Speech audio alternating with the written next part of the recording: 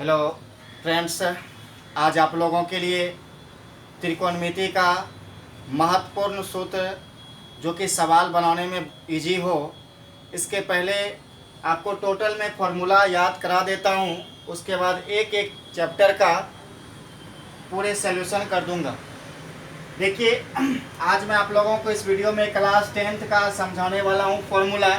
त्रिकोणमिति जो स्टार्ट होता है वो क्लास 10 से होता है। तो हमको सबसे पहले इसके बारे में समझना, ये है समकोण त्रिभुज। ये कौन त्रिभुज है? समकोण। यहाँ जो है 90 डिग्री का कोण बनता है, इसे लंब कहा जाता है। लंब को शॉर्ट में हम लोग पी, इसका पूरा फॉर्म होता है परपेंडिकुलर।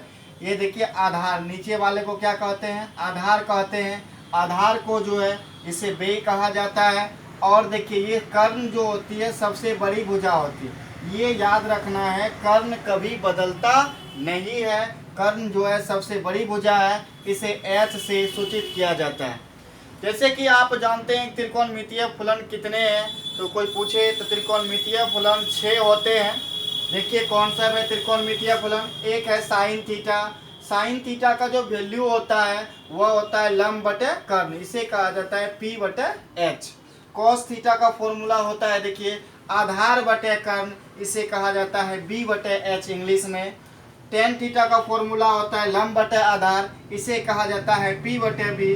कोट थीटा का फॉर्मूला होता है आधार बटे लंब, इसे पी बटे बी कहा जाता है। नहीं, इसमें थोड़ा सा उल्टा है। ये देखिए आधार को बी कहा जाता है और लंब को पी कहा जाता है। सेक थीटा बराबर फॉर्मूला होता है कर्ण बटे आधार। कर्ण को एच कहते हैं, आधार को बी कहते हैं।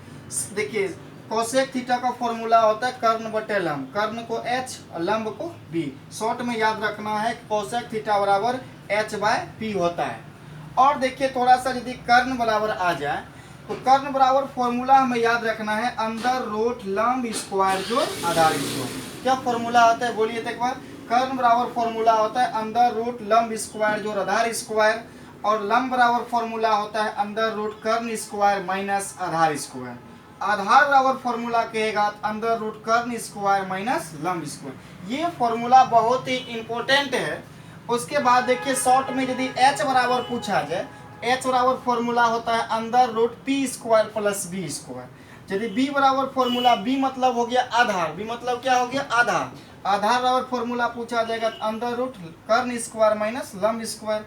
यदि लंब बराबर फॉर्मूला पूछा जाएगा तो अंडर रूट कर्ण स्क्वायर माइनस होता है, ये देख लीजिए कर्ण H square minus P square. It means कर्ण स्क्वायर माइनस आधार स्क्वायर। उसके बाद देखिए ये जो हम लोग तीसरा टॉपिक लेते हैं, साइन थीटा का जो उल्टा होता है वो होता है कोसेक थीटा। साइन थीटा का उल्टा क्या होता है?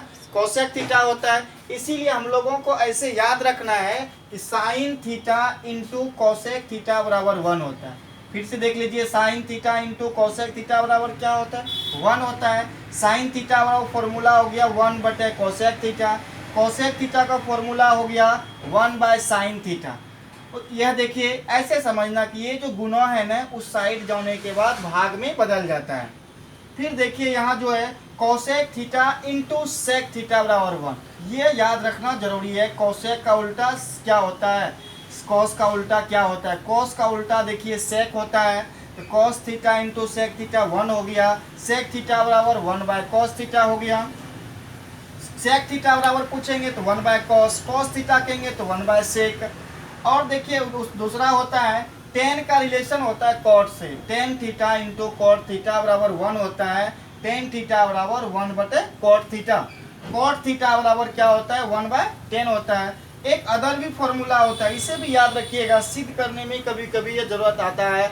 इस टेन थीटा का दूसरा फॉर्म होता है sine theta by cos theta, और कॉट थीटा का जो फॉर्मूला होता है वह कॉस थीटा बटे साइन थीटा होता है। इतना समझ में आ गया? अब देखिए आगे चलते हैं। ये चौथा नंबर क्या फॉर्मूला देखिए दिया है स्क्वायर के फॉर्म में। देखिए sign square theta plus cos square theta बराबर 1 होता है। Sign square theta plus cos square theta बराबर क्या होता है? 1 होता है।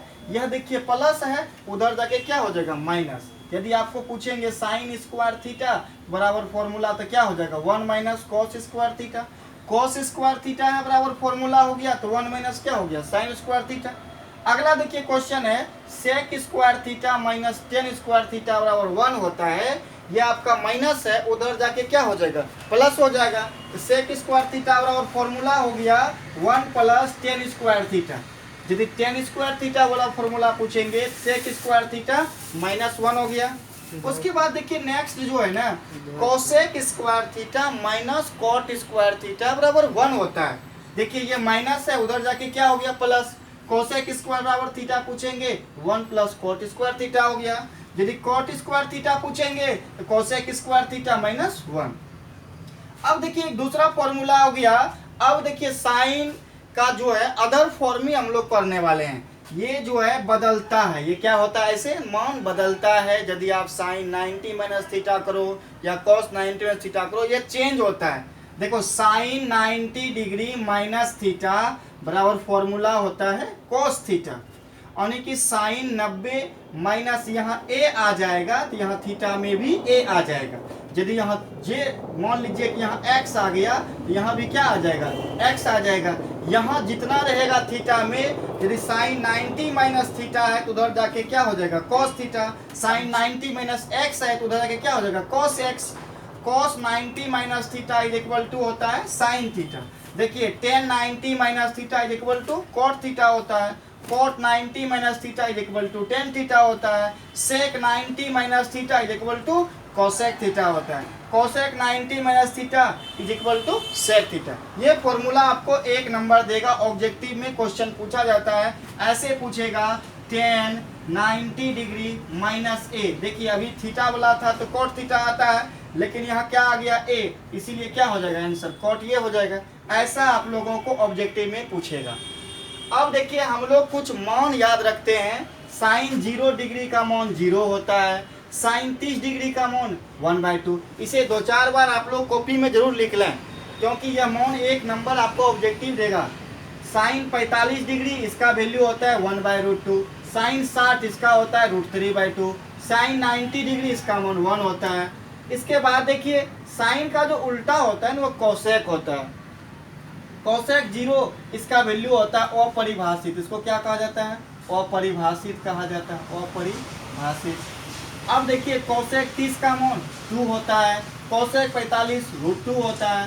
कोसेक 60 इसका 2/√3 होता है।